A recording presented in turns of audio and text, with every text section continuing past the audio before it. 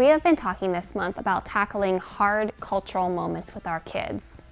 The truth is, our kids and their generation are going to at times think differently about culture and faith than we do.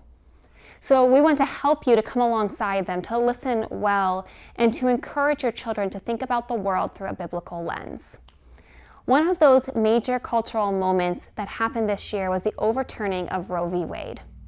This moment for many was a moment to celebrate. But the truth is that not everyone felt the same way. According to the Pew Research Company, 78% of Gen Z now says that abortion should be legal.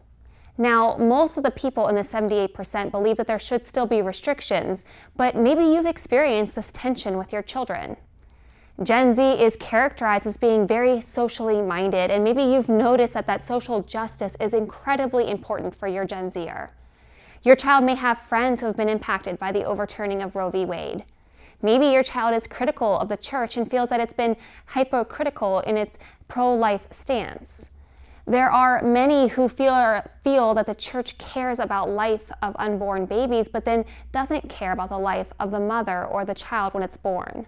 Now, you may agree or disagree with this, but the fact is we need to listen when others offer a different view, especially when it's the view of our children.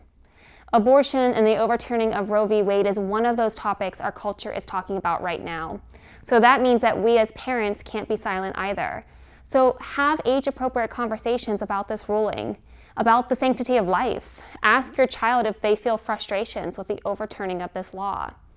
I would also caution you to not be reactive with this topic. Many of us feel very passionately about the protection of children and life, and we should. However, when we react emotionally, we risk shutting down conversation with our child. So if there's differences between you and your child, stop and listen. You might be surprised that after listening and respectful dialogue, you really aren't as far apart as you thought you were. As believers, we need to think well about culture and how that intersects with our faith, but what better place to guide our children into practicing doing that than our homes? Even the most divisive issues can and should be talked about in our homes, because remember, if you aren't discipling your kids, then they will be discipled by someone or something else. Thank you, Jenna, for that message. And thank you for joining us for this week's episode of Fridays Are for Families. We place a high value on discipleship, specifically at home, because we believe that strong disciples are made at home.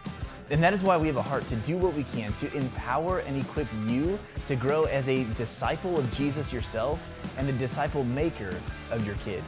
If you have any specific requests for information you would like to hear about, we invite you to share them with us, either by commenting on this video on YouTube or Facebook, or by emailing us at family@lifeatpathway.com.